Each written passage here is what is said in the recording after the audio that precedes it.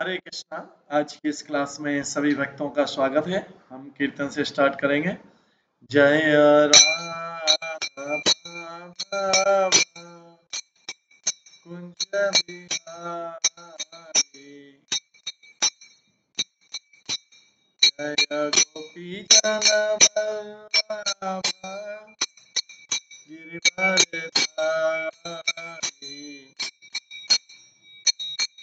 Yashodanandan Vraj जननंदन Yamuna तीरावनचारी,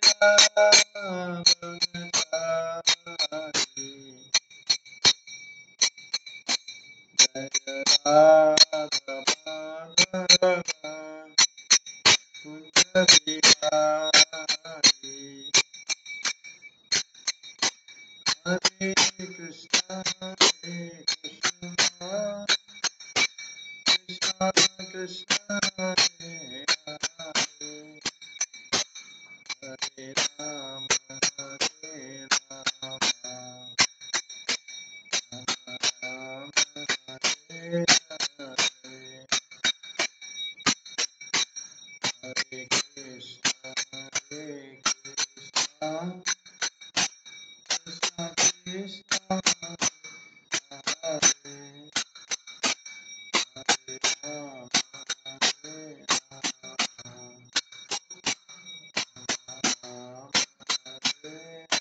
Hare Krishna,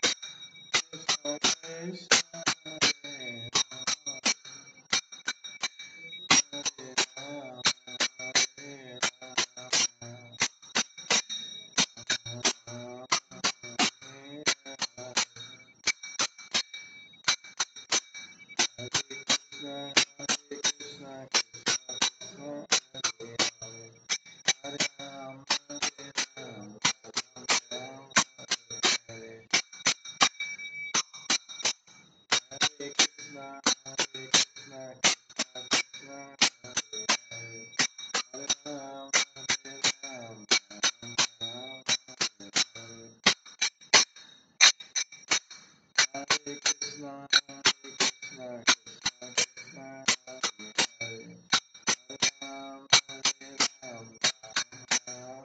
Hare. Hare Krishna, Hare Krishna, Krishna Krishna, Hare Hare. Hare Ram, Hare Ram, Ram Hare Hare.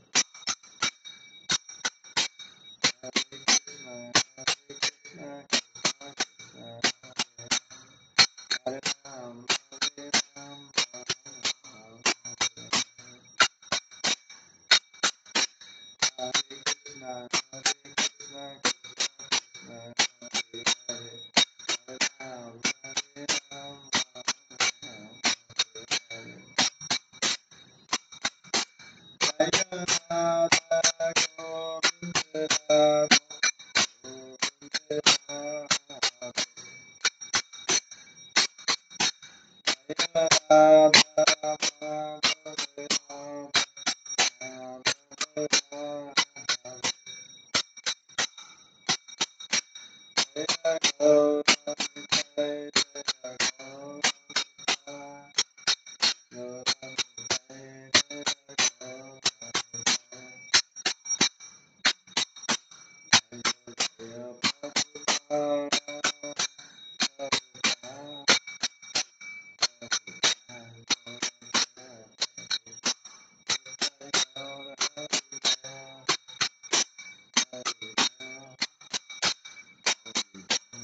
Jaya Gauranga. Shri Radha Govind Dev की जय। श्री जगन्नाथ बलदेव सुभद्रा महारानी की जय। श्री गौर निताय की जय। श्री प्रभुपाद की जय। सभी भक्त गणों की जय। हरे कृष्णा। हरे कृष्णा। आज की इस क्लास में सभी भक्तों का स्वागत है।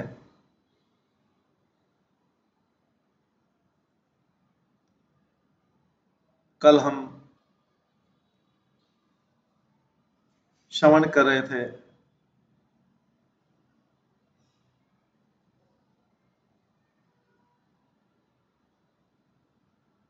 श्री गर्ग संहिता के मथुरा खंड से जिसमें हमने श्रवण किया था,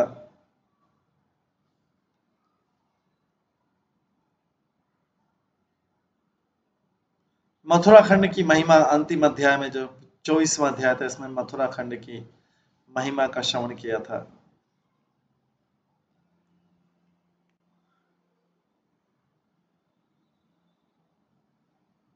हमने श्रवण किया था कि मथुरा में तपस्या करने से इंद्र ने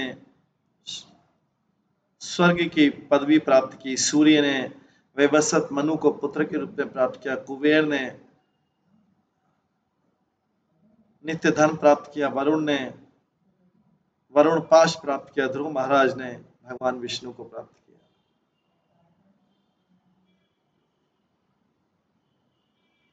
अम्बरीश ने मोक्ष प्राप्त किया, रामचंद्र अविजित हुए और लवणासुर को पराजित किया। इस तरह से हम देखते हैं कि मथुरा की बहुत सारी महिमा है। ये मथुरा खंड के अंत में हमने श्रवण किया था। अब इसके पश्चात अभी हम श्रवण करेंगे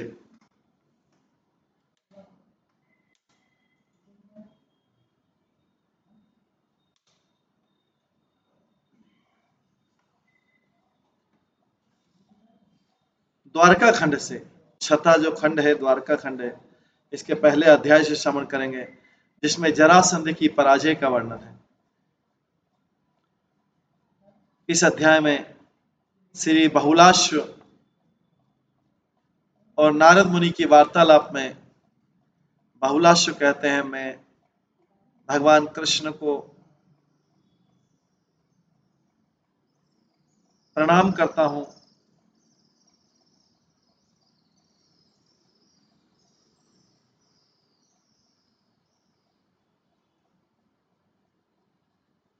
मैं भगवान कृष्ण को प्रणाम करता हूं जो वसुदेव के पुत्र हैं।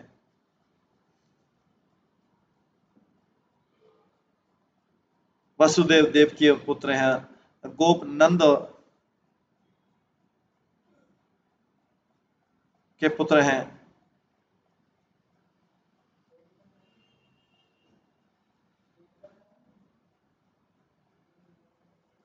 और जो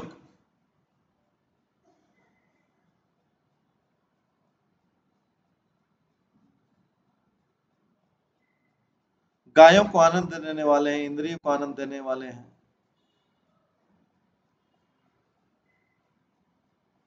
हे ब्राह्मण, अब मैंने आपके मुख से सुना है, अब तक मैंने आपके मुख से मथुरा खंड के बारे में सुना है, अब मुझे द्वारका खंड के बारे में बताइए जो कि भगवान की आध्यात्मिक लीलाओं से भरा पड़ा है। उनकी कितनी पत्नियां थी, उनके कितने बच्चे थे, उनके कितने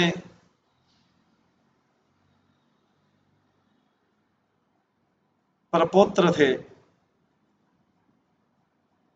मुझे कारण बताइए कि उन्होंने द्वारका में रहना क्यों स्वीकार किया। हे बुद्धिमान, मुझे सब कुछ बताइए।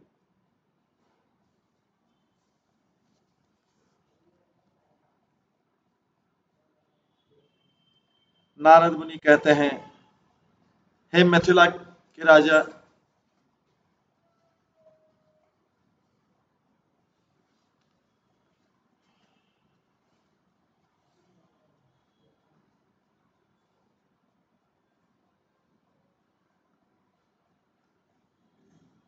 कंस की मृत्यु के बाद में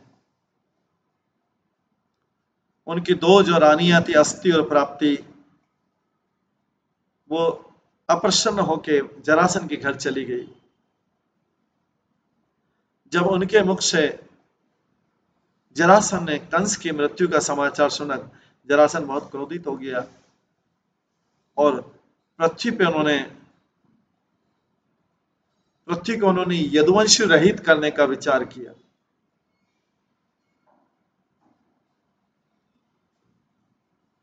तेईस अक्षौणी सेना के साथ में शक्तिशाली राजा जरासन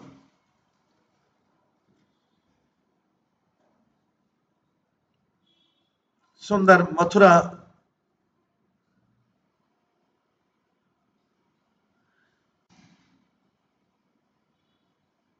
मथुरा नगरी में गया।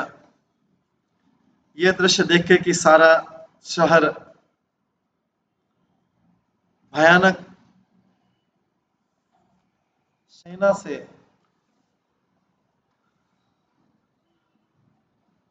भरा हुआ है और समुद्र के समान गर्जना कर रहा है।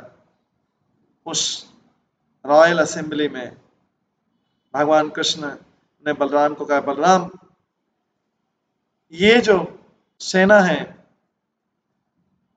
इसको नष्ट करना चाहिए, पर बलराम को मारना नहीं। इसमें कोई संशय नहीं है। मैं उन सब राजाओं को इस पृथ्वी पर से उनका भार हटा दूंगा जिनको जरासंध ने इस पृथ्वी पे अलग अलग स्थानों पे रख रखा है। इस प्रकार से मैं अपने भक्तों को प्रसन्न करूंगा। हे राजा, नारद मुनि बहुला से बोलते हैं, भगवान कृष्ण इस प्रकार से जब शब्द बोल रहे थे, उसी समय वैकुंठ लोक से दो सुंदर विमान आए।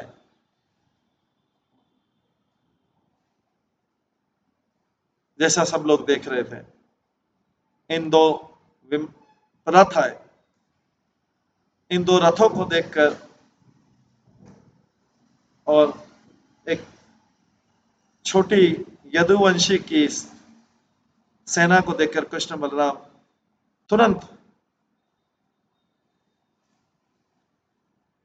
इन दो रथों में सवार होकर एक छोटी सी यदुवंशी सेना लेके कृष्ण बलराम तुरंत उस सिटी को छोड़ दिया।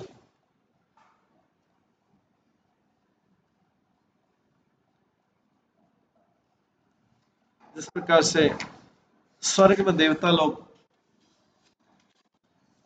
उस समय स्वर्ग में देवता लोग इस दृश्य को देख रहे थे। मथुरा में यदुवंशियों और मगधों के बीच में भयानक युद्ध हुआ। उसको सुन करके शरीर में रोमांच हो जाता है और रथ पर सवार होकर और दक्ष अक्षरी सेना लेकर जरासंध ने कृष्ण के साथ युद्ध किया। 5 अक्षौणी सेना के साथ में धृतराष्ट्र के पुत्र दुर्योधन ने भी जरासंध की साइड से यदुवंशियों से युद्ध किया। हे राजा बहुलाश, 5 अक्षौणी सेना लेकर शक्तिशाली राजा विंध्य देश के राजा ने भी जरासंध की तरफ से युद्ध किया। 3 अक्षौणी सेना लेके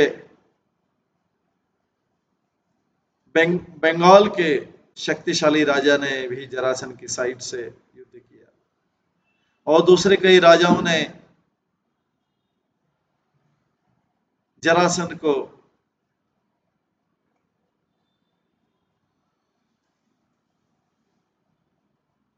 जरासंध की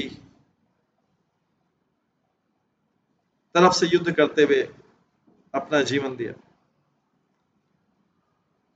जब शत्रु सेना ने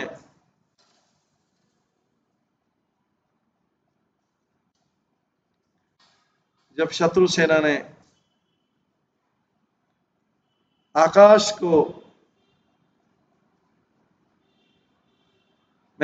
में अंधेरा कर दिया,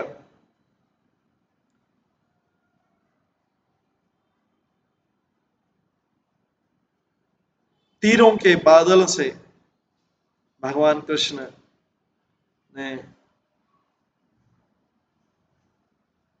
आकाश को भर दिया।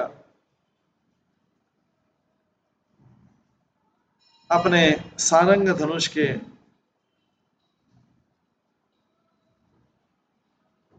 आवाजों से सारंग धनुष के तीरों की आवाजों से सारा ब्रह्मांड, सातों लोक और ऊपर के सारा बाहरी अंतरिक्ष उस ध्वनि से गुंजित उठा। पृथ्वी, तारे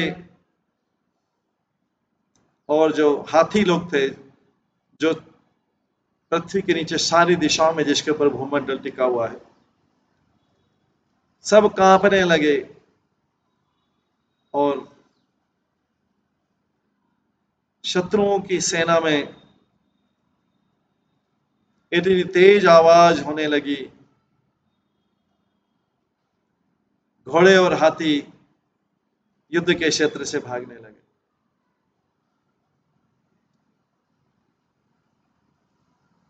जब उन्होंने सुना भगवान कृष्ण के धनुष की आवाज जोर से, जरासंध की सेना भय से कांपने लगी और युद्ध के मैदान से 2 मील दूर भाग गई।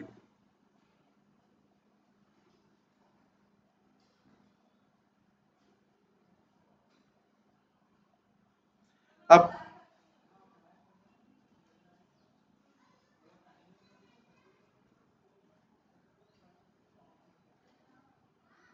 अपने सारंग धनुष को उठाकर, जो बिजली के समान चमक रहा था, भगवान कृष्ण ने तीरों तीरों का बाढ़ लगा दिया, जिससे जरासंध की सेना के ऊपर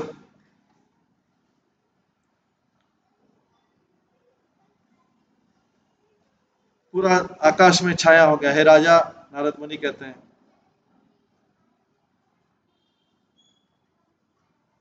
सारंग धनुष से निकले तीरों के बाढ़ से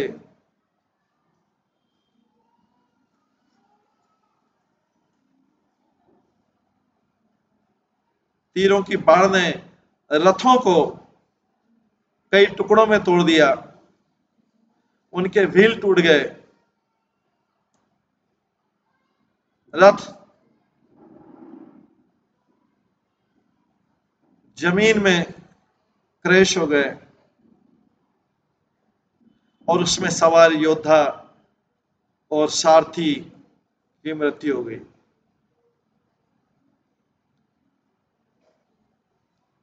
कई तीरों ने हाथियों को काट दिया और हाथियों और उनके उस पर सवार लोगों को पीसेस में काट दिया। उनके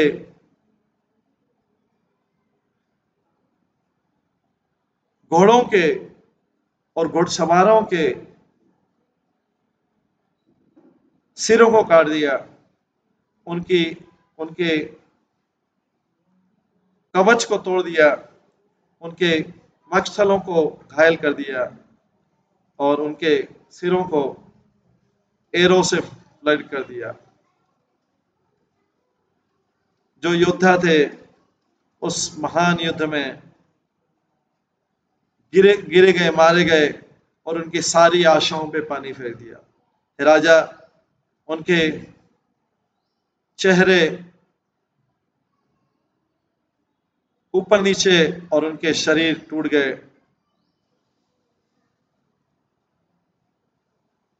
राजकुमार इधर उधर बिखर गए और ऐसा दिखने लगे कि कई टूटे हुए मिट्टी के बर्तन हों। उस युद्ध में 200 मील बड़ी खून की नदियां बहने लगी, जहां पर उस नदियों में बड़े बड़े हाथी जो घड़ियाल की तरह दिखाई दे रहे थे, ऊंट, खच्चर, घोड़े और सिर रहित शरीर कछुए के समान दिखाई दे रहे थे। रथ उसमें तैर रहे थे और जो कटी हुई भुजाएं वो सांप के समान जो हाथ थे वो फिश के समान, मछली के समान, जो सबके मुकुट और इयरिंग और रत्न जटित जो हार थे वो छोटे छोटे पत्थरों के समान, तैरते हुए पत्थरों के समान दिखाई दे रहे थे। समुद्र में जो हथियार थे वो समुद्र के प्राणी के समान तैरते हुए दिखाई दे रहे थे। कटे हुए सिर चामर के समान,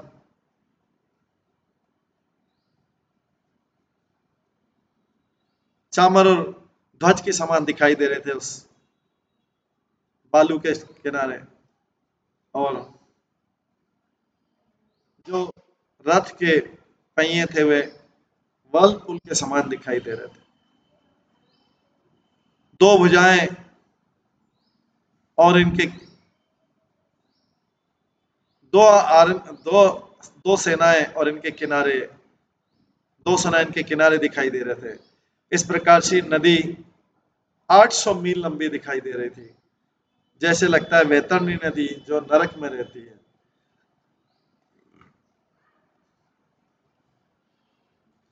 जोर जोर से हंसकर, जोर जोर से आवाज कर कई भूत प्रेत भैरव वैताल योगिनी उस युद्ध के मैदान में डांस कर रहे थे। बारंबार वे मृतक लोगों का खून पी रहे थे। वहां पर कई नरकंकाल थे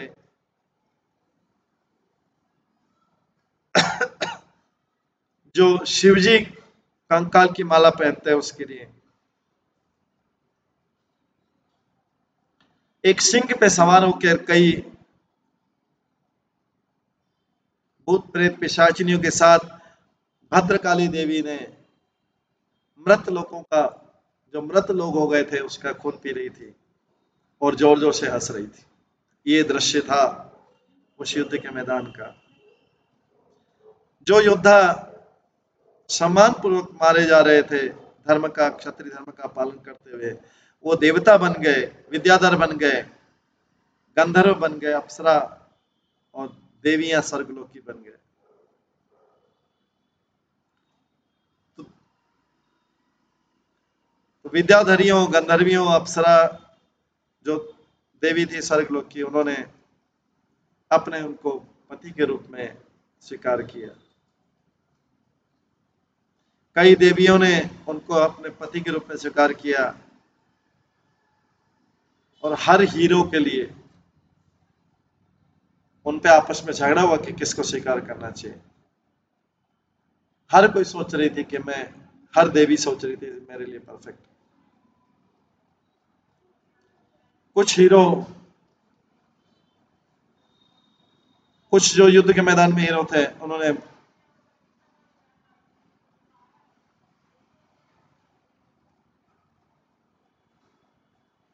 बड़ी कट्टरता पूर्वक अपने कर्तव्य का निभान किया, युद्ध के मैदान में भागी नहीं।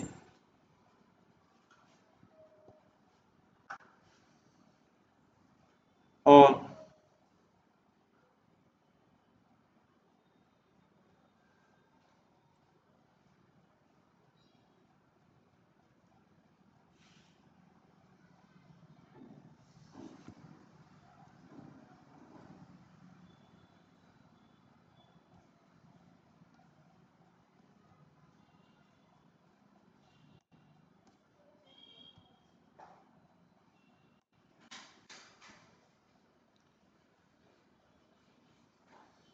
कुछ हीरो जो थे, नायक थे युद्ध के, कर्तव्य के प्रति अपने बहुत डिवोटेड थे और बैटलफील्ड से, युद्ध के मैदान से भाग नहीं रहे थे। सूर्य ग्रह के चक्कर लगाकर वो विष्णु के धाम चले गए।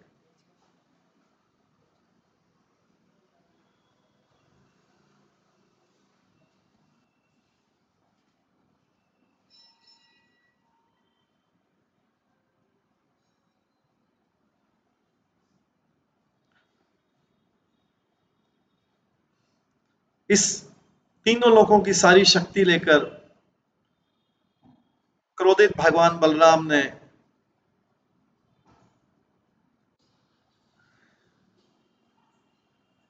सारे योद्धाओं को अपने गदे से मार दिया। जब जरासंध की सेना पूरी तरह नष्ट हो गई तो विद्या देश के राजा, बंगाल के राजा और दुर्योधन भयभीत होकर दौड़ गए, भाग गए यहाँ होता। तब जरासंध जो कि 10,000 हाथियों के बल वाला था ने अपना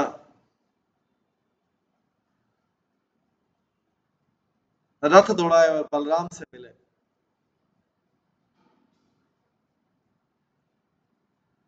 अपने धनुष के टिप से भगवान बलराम ने उस सुंदर रथ को पकड़ लिया और उसको इधर उधर घुमाने लगे अपने हल से खींच के।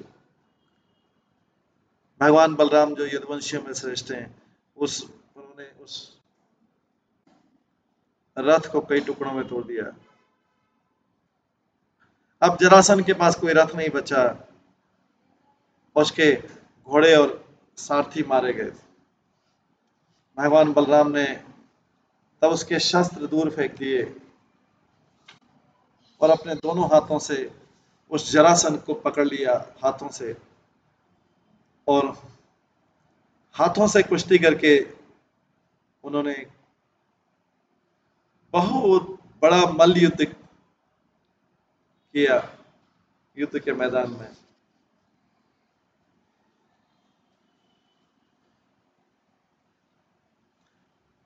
देवता लोग स्वर्ग से और जो मनुष्य पृथ्वी पर उनके युद्ध को देख रहे थे। भगवान बलराम और जरासंध ने भुजाओं से, पांवों से, वक्षस्थलों से और सिरों से इस प्रकार युद्ध किया, इस प्रकार से दो सिंह लड़ रहे थे।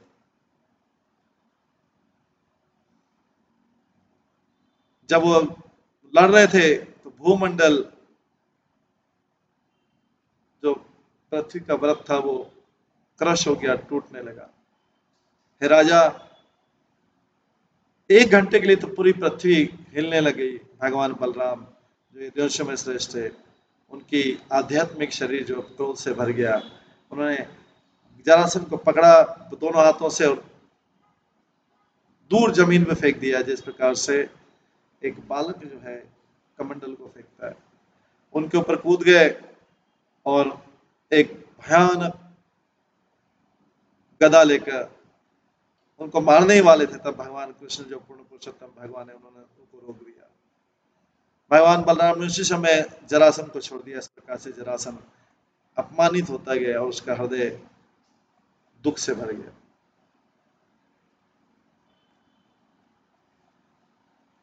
उनके सलाहकारों से सलाह लेते हुए जरासंध मगध देश को वापस चला गया। इस प्रकार से भगवान कृष्ण जो पूर्ण पुरुषोत्तम भगवान है, लक्ष्मी के पति हैं और मधु राक्षस के मारने वाले हैं, उन्होंने जरासंध को पराजित किया और जो भी उन्होंने धन लूटा हुआ था उस युद्ध में वो यदुवंशियों के सामने रख दिया और उनकी महिमा गाने लगे सूत, मगध, बंदी लोग, और वेदों के मत से उच्चारित करते हुए शंखों की ध्वनि से, ड्रम से भगवान बलराम के साथ हुए सब मथुरा में प्रवेश किया।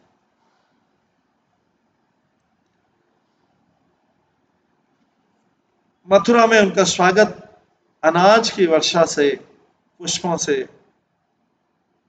हुआ और उन्होंने पूरी मथुरा पे दृष्टि डाली। वे सुंदर, ये श्वेत पीतांबर पहने हुए थे, उनका भगवान कृष्ण का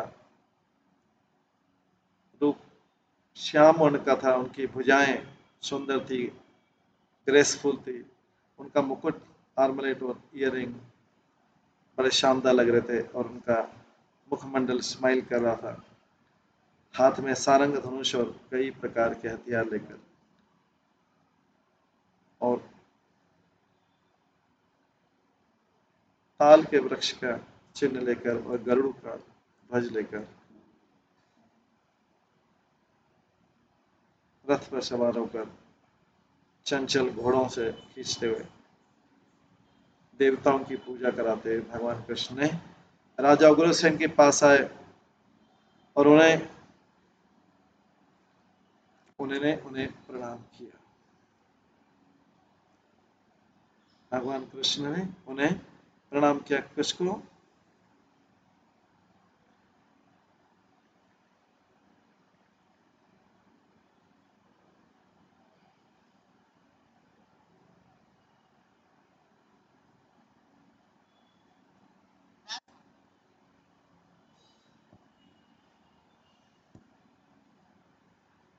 जागीरदार के उनको ऑफरिंग किया, उनको अर्पित किया, जागीरदारी अर्पित की।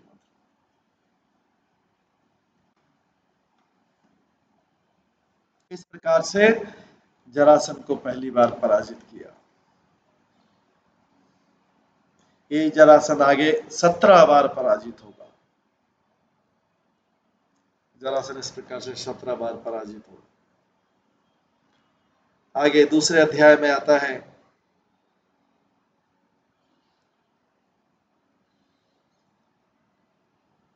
द्वारका में भगवान का निवास।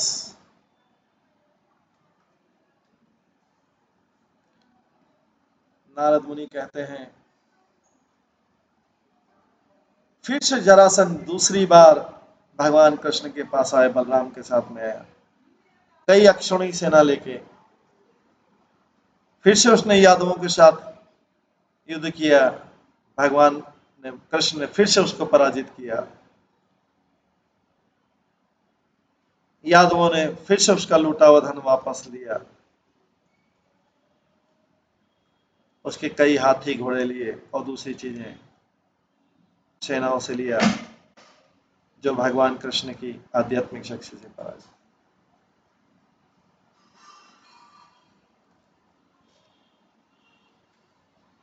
हे राजा,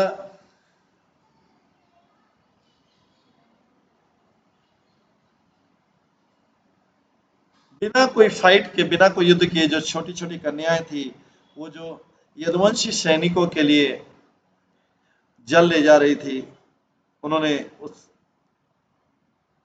मृतक सैनिकों की के पास से जो कुछ था शत्रु सेना से, उन्होंने उठा लिया। उनके बहुमूल्य कपड़े, उनकी धन उन कन्याओं ने लिया और ये प्राप्त करके मथुरावासी बहुत प्रसन्न हुए। इस प्रकार से जरासंध की सेना हालांकि 17 बार पराजित हुई,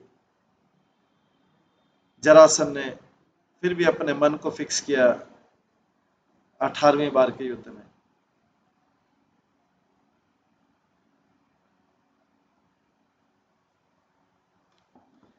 तब मेरे द्वारा उत्साहित होके शक्तिशाली राजा कालीवन ने मथुरा को घेर लिया अपने 1 करोड़ मलिच्छ।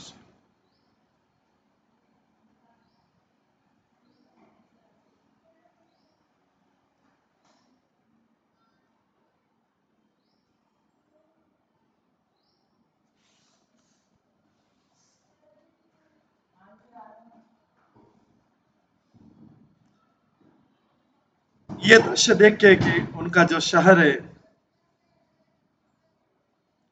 वो मलिच्छ सेना से भयभीत है, कृष्ण बलराम ने सोचा क्या करना चाहिए अब। तब एक रात्रि में भगवान कृष्ण ने द्वारका का किला बनाया समुद्र के बीच में। वो समुद्र जो भयानक लहरों से गरज रहा था, विश्वकर्मा ने इस प्रकार से अरेंजमेंट किया कि 8 दिशाएं पूरी तरह से सुरक्षित थी उस समय।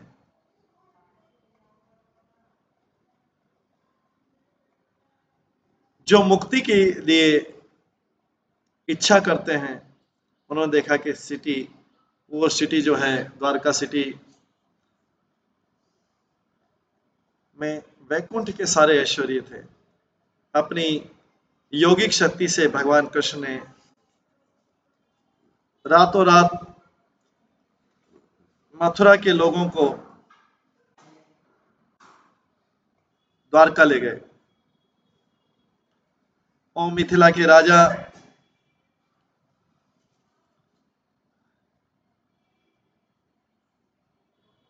भगवान बलराम से परमिशन लेके भगवान कृष्ण जो अभी बिना कोई हथियार के थे, वो मथुरा के बाहर चले गए। मेरे द्वारा वर्णित, नारद मुनि बोले, मेरे द्वारा वर्णित स्वरूप के अनुसार जो मैंने उनको बताया था,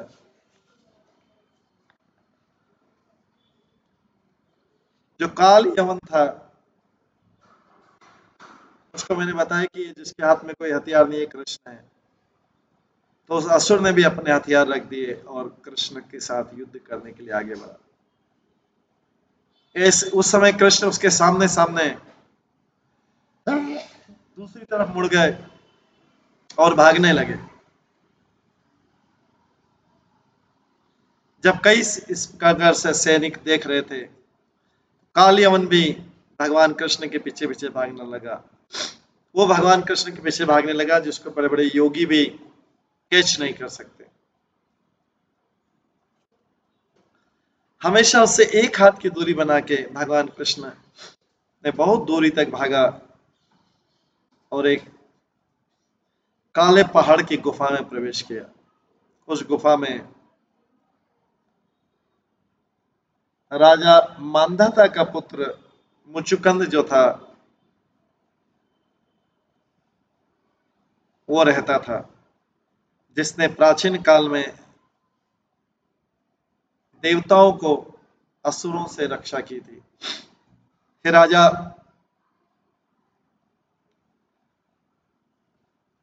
जब उसने उस मुचुकंद ने असुरों से युद्ध किया था, देवताओं की तरफ से, देवताओं के सेनापति बन के, वो कई दिनों और रात्रि तक सोया नहीं था। जब युद्ध में जीत गए तो उससे प्रसन्न होकर सारे देवताओं ने उस मुचुकंद के पास, राजा के पास बोला और कहा, हे राजा, आशीर्वाद मांगो, आपने हमारे लिए युद्ध किया बिना सोए, जो भी तुम्हारे हृदय में मांगो। उनके प्रति प्रणाम करते, उनको प्रणाम करते राजाओं का राजा मुचुकंद ने कहा, मैं एक बहुत देर तक नींद करना चाहता हूँ, सोना चाहता हूँ। जब मेरी नींद पूरी हो जाएगी, मैं भगवान कृष्ण के डायरेक्टली दर्शन करूं, उससे पहले अगर कोई मुझे जगाता है जब मैं सो रहा हूं, मैं उसको राख में बदल दूंगा मेरी दृष्टि से। ये शब्द सुन के सतयुग में राजा मुचुकंद सतयुग में नींद में चला गया। उस गुफा में प्रवेश करते हुए जो महान असुर था काल यवन, उन्होंने उसी समय उसको लात मारा मुचुकंद को, क्योंकि भगवान कृष्ण उसी गुफा में भागे थे। उनको कृष्ण समझ के उसने लात मारा कि कृष्ण चुपके आके सो गए हैं।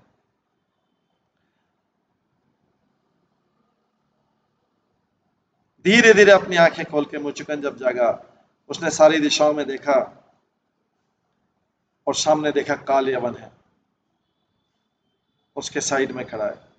राजा मुचुकंद क्रोधित हो गया और एक ही दृष्टि डालते हुए उसने उस काल यवन को राख में बदल दिया। जब काल यवन इस प्रकार से जला दिया गया तो पूर्ण पुरुषोत्तम भगवान कृष्ण ने बाद में साइड से निकले, उन्हें अपने बुद्धिमान मुचुकंद को अपना रूप बताया। वो रूप जो 1 करोड़ सूर्यों के समान था, चारों तरफ प्रकाश था, शक्तिशाली था, मुकुट से सजा हुआ था, सूर्य के समान था, जिसके कानों में ईयरिंग थे, भुजाएं थी, एंकलेट थे, और जिनकी कमल जैसी आंखें थी, 4 भुजाएं थी, और जिसमें श्रीवत्स चिन्ह था, और वनमाला पहना, जो काले बादल के समान शानदार था और 1 करोड़ कामदेव से भी सुंदर था कृष्ण का रूप। इस रूप की तरफ देखते हुए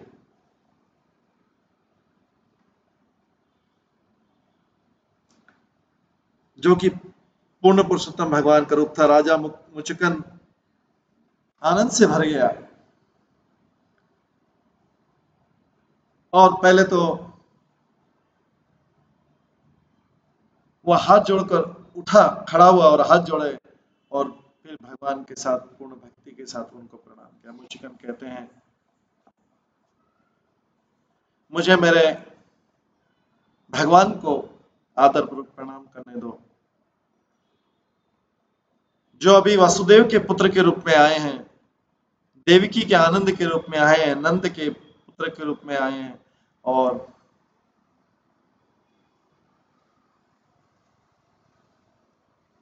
वृंदावन के दूसरे ग्वाल बालों को आनंद देने आए हैं और इंद्रियों के और गाय के प्राण देने आए। मेरा उनको आदरणीय प्रणाम है भगवान, जिनके उदर में कमल का चिन्ह है और जो हमेशा कमल की मालाओं से सुशोभित रहते हैं, जिनकी दृष्टि इतनी शीतल है जैसे कोमल कमल है और जिनके पैर हैं वो चरण है, जिनके वो कमल के समान है, जिन पे कमल के चिन्ह।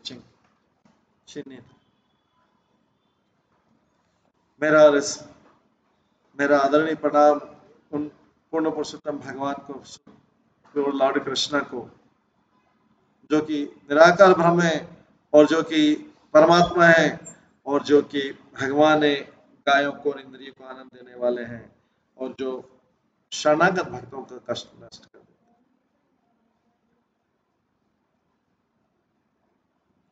मेरा आदरपूर्वक प्रणाम है उन असीम भगवान कृष्ण को, जो करोड़ों रूपों में प्रकट होते हैं, जिनके करोड़ों हाथ हैं, जिनके करोड़ों पैर हैं, जिनके करोड़ों आंखें हैं, जिनके करोड़ों सिर हैं, जिनकी करोड़ों भुजाएं हैं, जिनकी करोड़ों जंघ हैं और जिनके करोड़ों नाम हैं, जो कि नित्य पूर्ण पुरुषोत्तम है और जो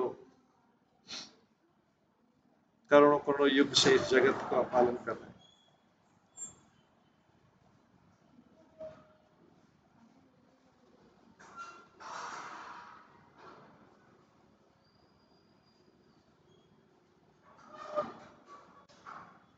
हे कृष्ण, इस जगत में मुझ जैसा पापी कोई नहीं है और आपके जैसा शुद्धि करता कोई नहीं।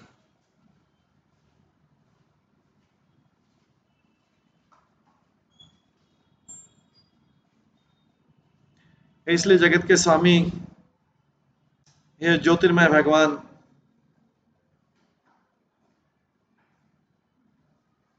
कृपया मेरा केस समझिए और जो भी आप इच्छा हो करिए। नारद मुनि कहते हैं, ये प्रार्थना सुन के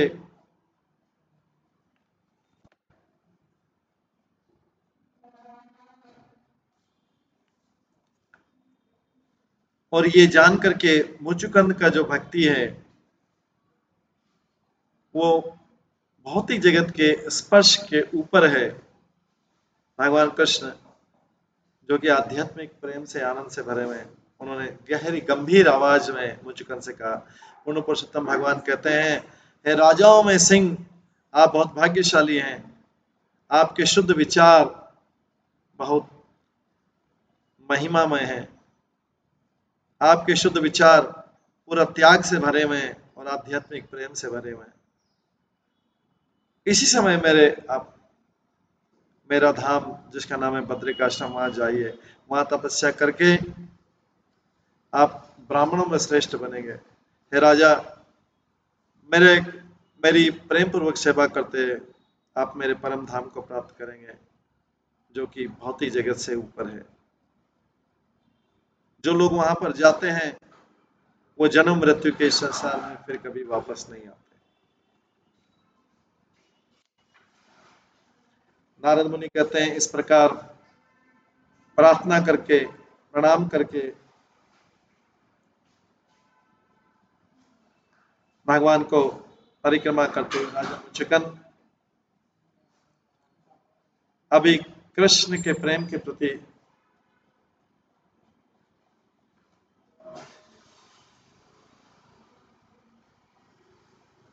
कृष्ण प्रेम से भरकर उन्होंने वो राजा मुचुकन ने वो पर्वत की गुफा छोड़ दी। तब द्वापर के लोग जो बहुत छोटे थे उन मुचुकन को देख के डर गए और भाग गए रोड पे, क्योंकि मुचुकन सतयुग का राजा था। जब उन्होंने सत्य मुचुकन को देखा वो 100 साल के वृक्षों जितना लंबा था। उन्होंने कहा डरो मत। मुचुकन ने उनके हृदय से भय भगा दिया और उत्तर की तरफ चलने लगे। भगवान कृष्ण ने अपना उस बुद्धिमान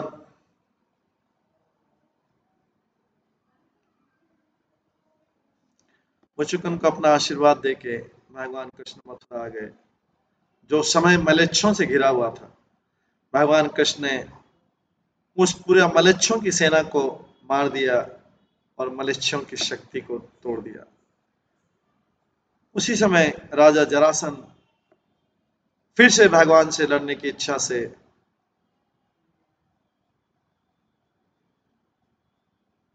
उन्होंने महान ब्राह्मण ज्योतिषियों को बुलाया मगध के। जरासंध ने उनको कहा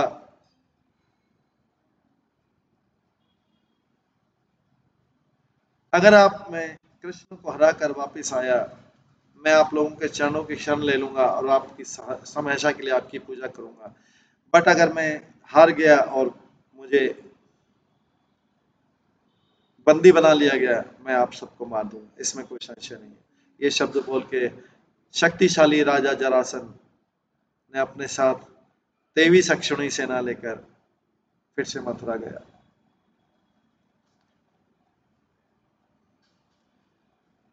उन्होंने जब कृष्ण बलराम को जैसे ही जरासंध हुआ, कृष्ण बलराम को उन्होंने भागते हुए देखा पैरों पे, ऐसा देखा जैसे वे डरपोक मनुष्य थे। जरासंध जोर जोर से हंसने लगा, उनके सामने कृष्ण बलराम भागने लगे। ऐसा नहीं कि कृष्ण बलराम जो है डर के भाग रहे थे। कृष्ण बलराम उस समय उनसे युद्ध करना नहीं चाहते थे, उन्हें दूसरा कार्य। जरासंध कृष्ण बलराम को भागते हुए देखकर 18वीं बार जब आया तो भागते हुए देखकर जोर जोर से हंसने लगा। पहले उन्होंने सोचा कि अभी जो उसने ब्राह्मणों को वचन दिया वो उसको रखेगा नहीं, वो ब्राह्मणों को वचन तोड़ देगा। तब कई रथ योद्धाओं के साथ में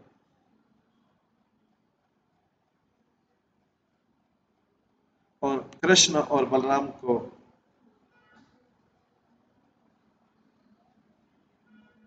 पीछा करते हुए जब वो दक्षिण की तरफ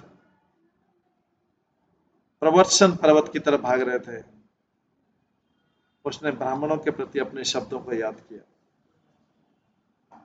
ये जानते कि कृष्ण बलराम जो है पर्वत में छिपे हुए, जरासंध ने उस पूरे पर्वत को आग लगा दी और इसके सारे जंगलों को राख में बदल दिया। और लेकिन कृष्ण बलराम ने उस 88 मील ऊंचे पर्वत से नीचे जंप करके, कृष्ण बलराम जो दोनों ही पूर्ण पुरुषोत्तम भगवान है, शत्रुओं की नजर से बच के समुद्र में कूद गए और समुद्र के रास्ते द्वारका में पहुंच गए।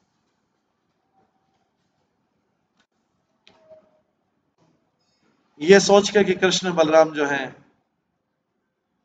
मृत्यु को जल के मृत्यु को प्राप्त हो गए हैं, शक्तिशाली जरासंध मगध राज्य लौट आया, जहां पे उसको नायक के समान, हीरो के समान वेलकम किया गया और विजय की ध्वनि ड्रम बजाए गए। बड़ी भक्ति के साथ में जरासंध ने उन ब्राह्मणों की पूजा की। ऐसे व्यक्ति की पराजय कैसे हो सकती है जो ब्राह्मणों के द्वारा पूजित। इस प्रकार से द्वारका का ये जरासंध लीला यहाँ पर विराम होती है। अभी जरासंध मारा नहीं गया, विजय हुआ 18वीं बार में, लेकिन अगली बार वो फिर से जाएगा और जब राष्ट्रीय यज्ञ होने लगेगा युधिष्ठिर महाराज का, तब उसको पराजित किया जाए। इसके पश्चात तीसरे अध्याय में आता है भगवान बलराम का विवाह होता है। नारद मुनि कहते हैं अब मैंने आपको दिखा दिया कि भगवान द्वारका में क्यों रह रहे थे, अब मैं आपको सब कुछ बताऊंगा कृष्ण बलराम के विवाह के बारे में, जो दोनों पूर्ण पुरुषोत्तम भगवान है। मिथिला के राजा भगवान बलराम का विवाह के बारे में अब सुनेंगे आप। ये एक पवित्र और आध्यात्मिक कथा है जो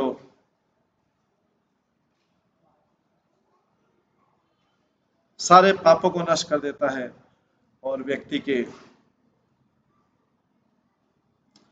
जीवन को बढ़ाता है। यहाँ से भगवान बलराम के विवाह का परिचय स्टार्ट होगा। आज इसको हम यहीं पे विराम देते हैं और इसके आगे की जो कथा है वो हम कल की क्लास में श्रवण करेंगे। इसको यहीं पे विराम देते हैं। सभी भक्तों का बहुत बहुत धन्यवाद। सब भक्तों के लिए एक बार हरे कृष्ण महामंत्र का जप करते हैं। हरे कृष्णा कृष्णा कृष्णा हरे हरे, हरे राम राम राम हरे हरे। श्रीमद् गर्ग संहिता ग्रंथ की जय, श्री गर्ग मुनि की जय, श्री प्रभुपाद की जय, सभी भक्त गणों की जय। हरे कृष्ण।